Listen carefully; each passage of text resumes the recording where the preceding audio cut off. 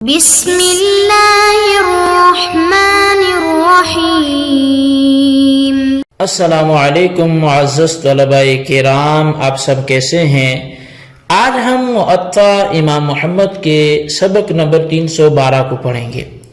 آج کے ہمارے سبق کا عنوان ہے کہ تلقی سلع کا اور نجش کا بیان۔ آج کے سبق میں ہم اولاً تو مختصر سا کلام باب الرجل یبیع الطعام نصیعۃ ثم یشتری بذلک الثمن شیئا آخر سے پڑھیں گے، اور پھر دوسرا جو باب ہے باب ما یکرہ من النجش و تلقی السلع، کہ خریدنے کے ارادے کے بغیر چیز کی قیمت بڑھانے اور تاجر کو شہر سے باہر خریداری کے لیے ملنے کی کراہت کا بیان۔ تو یہی جو دوسرا ہمارا باب ہے، اسی والے سے ہمارا آج کا موضوع بھی ہے سبق کا۔ تو بلا تاخیر ہم ذرا پہلے باب کو پڑھ لیتے ہیں، اور اس پر جو کلام ہے وہ کرنے کے بعد دوسرے باب کی طرف بڑھتے ہیں۔ امام محمد رحمۃ اللہ علیہ فرماتے ہیں کہ اخبرنا مالک حدثنا ابو الزناد ان سعید بن المسیب وسلیمان بن یسار کانا یکرہان ان یبیع الرجل طعاما الى اجل بذهب ثم یشتری بذلك الذهب تمرا قبل ان یقبضها۔ امام محمد رحمۃ اللہ علیہ فرماتے ہیں کہ امام مالک نے ہمیں ابو الزناد سے خبر دی ہے کہ سعید بن مسیب اور سلیمان بن یسار اس بات کو مکروہ سمجھتے تھے کہ ایک شخص کچھ غلہ میعاد مقررہ تک سونے کے بدلے اور ادھار خریدے، پھر اس غلے والا ادھار کے سونے پر قبضہ کیے بغیر اسے کھجوریں خرید لے۔ قال محمد ونحن لا نرى بأسا ان يشتري بها تمرا قبل ان يقبضها اذا كان التمر بعينه ولم يكن دينا، وقد ذكر هذا القول لسعيد بن جبير فلم يره شيئا وقال لا بأس به، وهو قول ابي حنيفة والعامة من فقهائنا رحمهم الله تعالى۔ امام محمد رحمۃ اللہ علیہ فرماتے ہیں کہ ہم اس میں کوئی حرج نہیں جانتے کہ ایک شخص یعنی غلے والا اس ادھار میں دیے جانے والے سونے سے قبضہ کرنے سے پہلے کچھ کھجوریں خرید لیتا ہے، جبکہ کھجوریں معین ہوں، ادھار نہ ہوں۔ یہ قول حضرت سعید بن مسیب رضی اللہ تعالیٰ سے ذکر کیا گیا تو آپ نے اس میں کوئی خرابی نہ نکالی، فرمایا کہ اس میں کوئی حرج نہیں ہے۔ یہی قول امام اعظم امام ابو حنیفہ کا ہے، اور ہم عام احناف اور دیگر فقہائے کرام کا بھی یہی نظریہ ہے۔ تو بہرحال اس سے پہلے یہ بحث گزشتہ سبق میں گزر چکی کہ بے میں مبی کے قبضے میں لینے سے قبل اس میں تصرف جائز نہیں ہوتا۔ اس کی وجہ یہ بیان کی گئی تھی کہ ایسی صورت میں مبی کے ضائع ہونے کا خطرہ ہوتا ہے، اور ضائع شدہ کی چیز کی بے درست نہیں رہتی۔ یہاں اس روایت میں جو ثمن ہے یعنی سونا چاندی، اس میں قبل تصرف کا مسئلہ ہے کہ یہاں ضائع ہونے کا خطرہ نہیں، کیونکہ یہ معین نہیں ہوتے۔ اس روایت میں حضرت سعید بن جبیر رضی اللہ تعالیٰ عنہ سے منقول ہے کہ آپ اس کے جواز کے قائل تھے، لیکن حضرت سعید بن مسیب اور سلیمان بن یسار اسے ناپسند کرتے تھے۔ تو اس کی وجہ ایک تو یہ ہو سکتی ہے کہ ان حضرات کا قول پرہیزگاری کے اعلیٰ معیار کے مطابق ہے، اور دوسری وجہ یہ ہے کہ تاکہ جاہل لوگ تہمت نہ لگا سکیں، کیونکہ جاہل آدمی نہیں سمجھتا کہ ثمن اور مبی میں کوئی فرق ہے، وہ دونوں کو ایک ہی چیز قرار دیتا ہے۔ لہذا جب اس کے نزدیک مبی میں قبضے سے پہلے تصرف ناجائز ہوا تو ثمن میں بھی ناجائز ہوا۔ بہرحال ثمن میں قبل قبض تصرف درست ہے، اس سے اگر کوئی چیز خریدی گئی بشرطے کہ وہ چیز موجود معین ہو تو کوئی حرج نہیں ہے۔ باب ما یکرہ من النجش و تلقی السلع، یہ باب ہے کہ وہ جو نجش اور تلقی سلع مکروہ ہے۔ تو اس حوالے سے اخبرنا مالک اخبرنا نافع عن عبد الله بن عمر ان رسول الله صلی اللہ علیہ وسلم نہا ان تلقى السلع حتى تهبط الاسواق ونہا عن النجش۔ امام محمد رحمۃ اللہ علیہ آپ فرماتے ہیں کہ ہمیں امام مالک نے حضرت نافع رضی اللہ تعالیٰ عنہ سے خبر دی ہے، اور وہ حضرت عبداللہ بن عمر رضی اللہ تعالیٰ عنہ سے روایت کرتے ہیں کہ نبی اکرم صلی اللہ علیہ وسلم نے بازاروں میں سامان تجارت آ جانے سے قبل راستے میں اس کی خرید و فروخت سے منع فرمایا، اور قیمت بڑھانے کی خاطر بولی دینے سے بھی منع فرمایا۔ قال محمد وبهذا نأخذ كل ذلك مكروه فأما النجش فالرجل يحضر فيزيد في الثمن ويؤتي فيه مالا يريد أن يشتري به يسمع بذلك غيره فيشتري على صومه فهذا لا ينبغي. وأما تلقي السلع فكل أرض كان ذلك يضر بأهلها فليس ينبغي أن يفعل ذلك بها، فإذا كثرت الأشياء بها حتى صار ذلك لا يضر بأهلها فلا بأس بذلك إن شاء الله تعالی. امام محمد رحمۃ اللہ علیہ آپ اس حوالے سے بیان فرماتے ہیں کہ ہمارا احناف کا یہی مسلک ہے کہ یہ باتیں مکروہ ہیں، اور نجش یہ ہے کہ ایک شخص آتا ہے اور قیمت خرید میں جو ہے وہ اضافہ کرتا ہے، خریدنے والی کی قیمت میں وہ آ کر اضافہ کرتا ہے، اور اسی چیز کی ایسی قیمت لگاتا ہے کہ خود اس کی خریدنے کی غرض نہیں ہوتی. وہ ایسے اس لیے کرتا ہے تاکہ دوسرا شخص قیمت سن کر اس کی بتائی ہوئی قیمت پر خرید لے. ایسا نہیں کرنا چاہیے.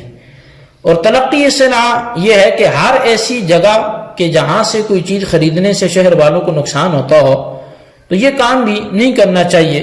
ہاں اگر اشیاء اس کثرت سے شہر میں موجود ہیں کہ اس کی خریداری سے شہریوں کو کوئی تکلیف نہیں ہوتی تو اس میں انشاءاللہ کوئی حرج کی بات نہیں ہے. تو اب اس روایت میں دو باتوں سے نبی علیہ الصلوۃ والسلام نے منع فرمایا. اس باب کی جو ایک ہی حدیث ہے، ایک نجش سے منع فرمایا اور دوسرا تلقی صلہ سے منع فرمایا. نجش کیا ہے؟ تو اس حوالے سے لسان العرب میں ابو عبید کہتے ہیں کہ نجش وہ یہ ہے کہ ایک شخص سامان کی قیمت میں اضافہ تو کرتا ہے لیکن خریدنے کی نیت سے نہیں کرتا، بلکہ اس لیے کرتا ہے تاکہ کوئی دوسرا پھنس جائے اور اس کی بڑھائی جو ہے وہ قیمت کے برابر بلکہ اس سے زائد قیمت ادا کرے. یہ وہی شخص ہے جس کے بارے میں ابو الاوفا سے مروی ہے کہ ناجش سود خور ہے. اور نجش کے بارے میں ائمہ کرام کا اختلاف بھی ہے. نبی علیہ الصلوۃ والسلام کو نجش سے منع فرمانا یہ تو تمام علماء نے اس کے منع پر اتفاق کیا ہے. نجش یہ ہے کہ ایک شخص سامان فروخت کی قیمت میں اضافہ کرتا ہے لیکن اس کی اپنی نیت خریدنے کی نہیں ہوتی، بلکہ وہ اس طریقے سے بائع کے فائدے اور مشتری کے نقصان کا ارادہ کیے ہوتا ہے. جب اس قسم کی بے ہو جائے تو علماء نے اس بارے میں مختلف اقوال ارشاد فرمائے. اہل ظاہر تو اس بے کو فاسد کہتے ہیں. امام مالک اسے عیب کی طرح شمار کرتے ہیں. خریدار اگر واپس کرنا چاہے تو کر سکتا ہے اور اگر رکھ لے تو اس کی مرضی ہے. امام اعظم امام شافعی فرماتے ہیں کہ اگر ایسی بے ہو گئی تو گناہگار ہوگا، یعنی نجش کرنے والا وہ گناہگار ہوگا، لیکن بے جائز ہے، بے ہو جائے گی. جب کسی چیز کی قیمت طے ہو چکی تو پھر اس کے بعد کوئی شخص اس کی قیمت بڑھا دے اور اس قیمت بڑھانے والے کا ارادہ خریدنے کا نہ ہو بلکہ دوسرے کو قیمت زیادہ دینے کی ترغیب ہو تو یہ نجش ہے اور ممنوع ہے، کیونکہ ایسا کرنا مسلمانوں سے دھوکہ کرنا ہے. تو لہٰذا اس کا یہ فعل ظلم ہوگا.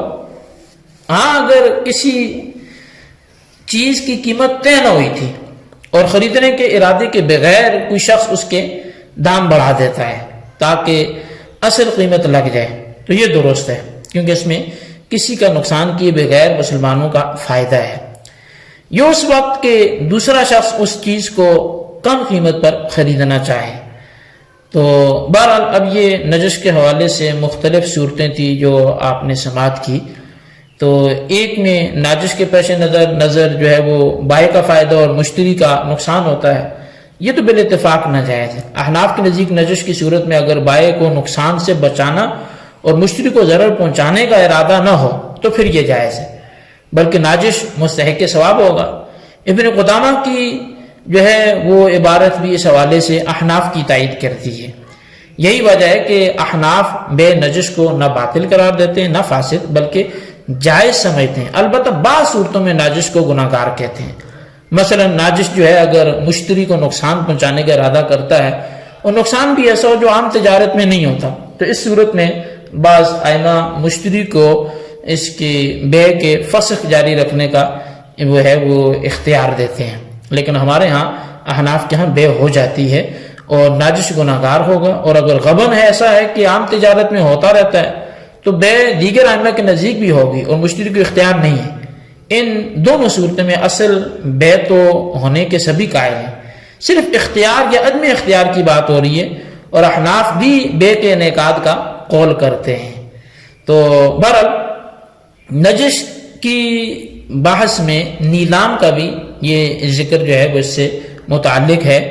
یہ ایسی صورت ہوتی ہے جس میں مختلف خریدار ایک دوسرے سے زیادہ قیمت لگاتے ہیں، اس میں اگرچہ زیادہ قیمت لگانے والا کم قیمت بتانے والے کو نقصان پہنچاتا نظر آتا ہے، لیکن اس میں قیمت بڑھانے والا خود خریدار ہوتا ہے، یعنی وہ ایسا نہیں ہے کہ صرف سامان کی قیمت لگا ہی رہا ہے، خریدنا نہیں چاہ رہا، بلکہ وہ خود خریدار ہوتا ہے۔ وہ ناجش کی طرح بائع کے فائدے اور مشتری کے نقصان کا ارادہ نہیں رکھتا، بلکہ اس کا اپنا فائدہ جو ہے وہ پیش نظر ہوتا ہے۔ تو اس نیلامی کے طریقے پر ایک حدیث پاک سے اعتراض کیا جاتا ہے۔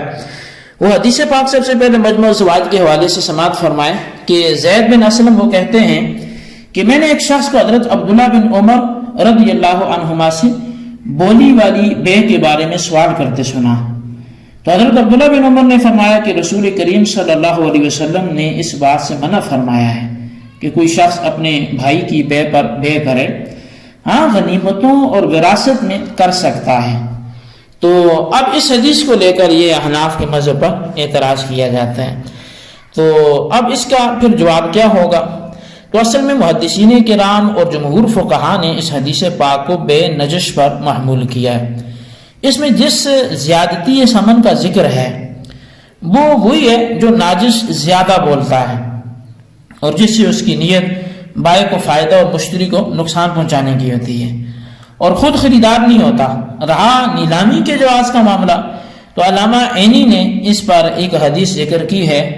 آپ عمدۃ القاری شرح صحیح البخاری میں لکھتے ہیں کہ بھائی کے قیمت پر قیمت لگا کر بطور بولی بے کرنے میں کوئی حرج نہیں ہے۔ یہ اس لیے کہ امام ترمذی نے حضرت انس رضی اللہ تعالیٰ عنہ سے ایک روایت ذکر کی ہے کہ نبی اکرم صلی اللہ علیہ وسلم نے ایک چادر اور ایک پیالہ فروخت کرنا چاہا اور فرمایا کہ یہ چادر اور پیالہ کون خریدے گا؟ تو ایک شخص نے عرض کیا کہ میں ایک درم کے بدلے خریدار ہوں۔ تو نبی علیہ الصلوۃ والسلام نے ارشاد فرمایا کہ کوئی ہے جو ایک درم سے زیادہ بڑھائے؟ تو ایک اور شخص نے 2 درم دے کر وہ دونوں چیزیں خرید لی۔ تو اب اس حدیث میں دیگر محدثین کرام نے بھی ذکر کیا، امام ابو داؤد نے کتاب الزکوٰۃ، امام نسائی نے کتاب البیوع میں اور ابن ماجہ نے ابواب التجارات میں ذکر کیا اس حدیث پاک کو، اور اس میں صراحتاً ایک بھائی کی قیمت پر زیادہ قیمت دینے کو خود نبی اکرم صلی اللہ علیہ وسلم نے چاہا ہے، تو لہٰذا اس کے عدم جواز کی اب گنجائش نہیں رہ جاتی۔ اس لیے جمہور فقہاء کرام نے اس بے کے جواز کا وہ فتویٰ دیا ہے۔ تو بہرحال یہ تو تھی بے نجش کے حوالے سے ہماری گفتگو۔ اب ہم معطا امام محمد کی زیر بحث حدیث جو ہے اس کے دوسرے حصے کی طرف آتے ہیں، وہ تلقی صلاح ہے، اسی کو تلقی جلب بھی کہتے ہیں۔ اس بارے میں بہت سی احادیث وارد ہیں۔ امام مسلم نے تلقی جلب کی تحریم پر ایک طویل حدیث ذکر فرمائی ہے، اور اس میں بالخصوص وہ حضرت نافع رضی اللہ تعالیٰ عنہ کے حوالے سے بیان کرتے ہیں کہ نبی اکرم صلی اللہ علیہ وسلم نے تلقی صلاح سے منع فرمایا یہاں تک کہ وہ بازاروں میں پہنچ جائے، اور پھر نبی علیہ الصلوۃ والسلام کی اس حوالے سے مختلف احادیث تلقی جلب کے نام سے وہ موجود ہیں۔ تو بہرحال اب اس تلقی صلاح سے نبی علیہ الصلوۃ والسلام نے منع فرمایا۔ معطا کی حدیث جو زیر بحث اس کی دوسرے حصے میں لفظ تلقی کا معنی ملنا ہے، ملاقات کرنا ہے، اور کسی چیز کو اپنی طرف کھینچنے کا یہ معنی رکھتا ہے۔ اور تلقی جلب یہ ہے کہ کوئی شخص شہر سے باہر نکل کر شہر کی طرف آنے والے تاجروں سے ان کا وہ مال خرید لے جو وہ شہر میں بیچنے کی غرض سے لا رہے تھے، ان شہر میں اپنی اشیاء کا بھاؤ بھی معلوم نہ ہو، اس کی ممانعت جو ہے وہ نبی علیہ السلام نے فرمائی ہے، اور اس کی وجہ یہ ہے کہ ایسا کرنے والا ایک طرف تاجروں کو نقصان پہنچائے گا، کیونکہ انہیں شہر میں موجود اشیاء کے بھاؤ کا علم ہی نہیں ہوگا، قیمت کا نہیں پتہ ہوگا کہ مارکیٹ میں ایک چیز بڑی مہنگے داموں بچ رہی اور یہ جا کر رستے میں ان سے سستی خرید کے لے آئے گا، اور دوسری طرف یہ شہریوں کا بھی نقصان کرے گا کہ انہیں تو وہ لا کر مہنگے داموں میں فروخت کرے گا۔ تو اگر یہ شخص ایسا نہ کرتا تو دونوں طرف کا نقصان نہ ہوتا۔ تلقی جلب میں ائمہ کا اختلاف ہے، جسے مختلف کتب حدیث میں اس کو کافی تفصیل سے بیان کیا گیا، تو خیر ہم اس اختلاف کی طرف زیادہ تفصیل میں نہیں جاتے، ہم اسی پر اپنا سبق موقوف کر رکھتے ہیں۔ لیکن خیر حاصل کلام یہ ہے کہ تلقی اصطلاح میں یا ترقی جلب میں، کیونکہ جانبین کو نقصان یہ بندہ دے رہا ہوتا ہے جو شہر سے باہر جا کر بیوپاریوں سے سامان خرید لیتا ہے، تو یہ شرعاً اس کے لیے درست نہیں ہے۔ ہاں ایک صورت ہے وہ یہ ہے کہ شہر میں کسی چیز کی کوئی کمی نہیں ہے، نہ قیمت باہر والوں پر مخفی ہے، تو اب اگر یہ درمیان سے بھی راستے سے جا کے خریدتے ہیں تو اس میں کوئی حرج نہیں ہے۔ تو بہرحال یہ ہمارا سبق تھا جس کو آپ اچھی طرح سمجھیں، اس کی خلاصے کو اپنے رجسٹر پر لکھیں۔ اللہ تعالیٰ سے دعا کرتے ہیں جو ہم نے پڑھا سنا اسے یاد رکھنے کی توفیق نصیب فرمائے، آمین بجاہ النبی الامین صلی اللہ علیہ وسلم۔